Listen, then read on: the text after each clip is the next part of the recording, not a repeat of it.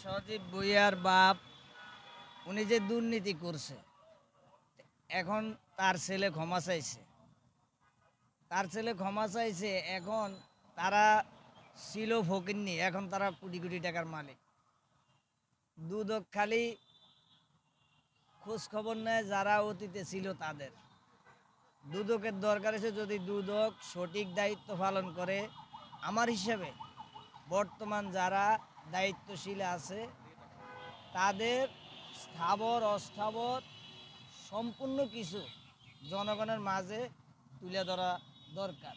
জনগণ জানতে চায়, কারণ আমরা দেখি যারাই দেশ থেকে চলে যায়, পরে দেখি যে তাদের খবর বাইরেছে, তারা কোটি কোটি টাকা নিয়ে পালায়া যায়। তার আগে দুদকের কোনো খবর আমরা পাই না, এই সমস্ত কোনো খবর জনগণ জানতে পারে না। কেন? আমরা জনগণ এটা জানতে চাই, দুদক যেতে যারা বর্তমান ক্ষমতায় আছে তাদের স্থাবর অস্থাবর সম্পূর্ণ বিবরণীটা যেন দুদক তুলে ধরে। বিগত দিনে যারা ছিল তাদের খালি দুদক তদন্ত করবে তা হবে না, সবাইটাই করতে হবে। যে আওয়ামী লীগ দুর্নীতি করছে, ভাই ঠিক আছে, আপনার সে কাজ করছে। আমি একটা পদ্মা সেতু না, একটা মেট্রো রেলের ফিলারই ধরেন, এই ফিলারটা করতে গেলে আমি একজনকে দায়িত্ব দিছি, আমি একটা সরকার প্লাস আমি একজনকে দায়িত্ব দিলাম, সে আরেকজনকে দিল। এখন এই কাজটা 1 মাস মেয়াদ লাগলো, 1 মাসের ভিতরে সে 5 দিন নাগা দিছে, কিন্তু সে টাকাটা ঠিকই উঠে নিছে। কারণ আমাদের দেশের মানুষ তো ভালো, তাই বলে ওই যে একটা পদ্মা সেতুর টাকা দিয়ে 10টা করা যায়, এগুলি হইল অকাল্পনিক কথা। যারা এই জ্ঞানহীন ছাড়া দায়িত্বহীন ছাড়া কথা বলে, আমি মনে করি তাদের এই কথা হয় না। কারণ আওয়ামী লীগ দেশে উন্নয়ন করছে, তারা যদিও দুর্নীতি করে, হ্যাঁ হয়েছে না যে এমন না, যেখানে বেশ সেখানে কম হয়েছে, কিন্তু তারা কাজ করছে। এখন জনগণ সেটা বুঝে এবং বুঝতেছে। জনগণ অতীতেও এটার খেসারত দিবে। দল তো শুধু আওয়ামী লীগ দলটা হাসিনার না, আওয়ামী লীগ দলটা হলো বঙ্গবন্ধু শেখ মুজিবুর রহমানের। বঙ্গবন্ধুর যদি আপনি বাদ দেন, এই দেশে কিছুই থাকে না। কর্নেল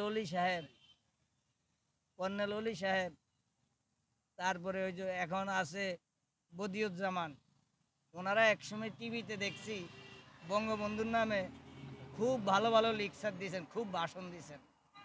আজকে বঙ্গবন্ধুর বাড়ি ভেঙে ফেলাইছে, ওনাদের কোনো খবর নাই।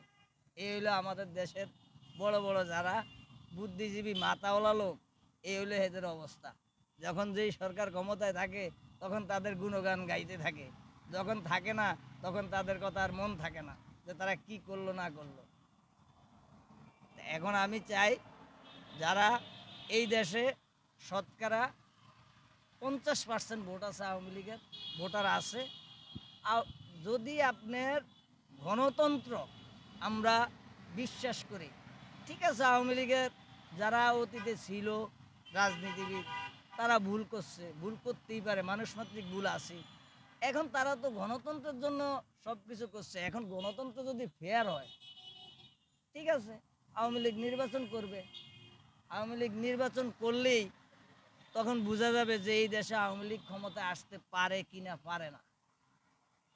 আমরা আশা করি সামনে যে মনে করেন আওয়ামী লীগ নির্বাচন করে এবং করতে দেয়, তাহলে আওয়ামী লীগ ইনশাল্লাহ 100টা আসন হলেও পাবে। কারণ মানুষের যে এখন বর্তমান পরিস্থিতি, আওয়ামী লীগ এই দেশের প্রতিটা ঘরে ঘরে আছে। আওয়ামী লীগকে পুনর্বাসন করা লাগবো না। ওই মির্জা আব্বাসও সেদিন বলছে পুনর্বাসন করা যাইব না। তারপরে আরও অনেকেই বলে আওয়ামী লীগকে পুনর্বাসন করা লাগে না, আওয়ামী লীগ এই দেশেই আছে, এই দেশের প্রতিটা ঘরে ঘরেই আছে, নাই যে এমন না। প্রত্যেক ঘরে ঘরে আওয়ামী লীগ আছে, প্রত্যেক ঘরে ঘরে আওয়ামী লীগের ভোটার আছে, প্রত্যেক ঘরে ঘরে বিএনপি আছে, এটা থাকবেই। যে চলে যাও সে চলে গেছে, কিন্তু আওয়ামী লীগ ঠিকই এই দেশে আছে। আওয়ামী লীগকে বাদ দিলে এই দেশে নির্বাচন হবে, ভোটই হবে না। আমার ভোট কেন্দ্রে যাবো না, ভোট দিব না, তখন তারা বুঝতে পারবো। যে ভোটার এই দেশে আওয়ামী লীগের আছে না নাই।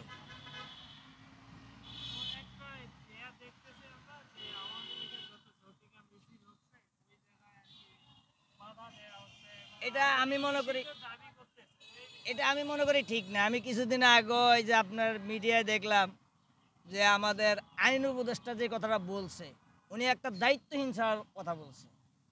একজন প্রশাসন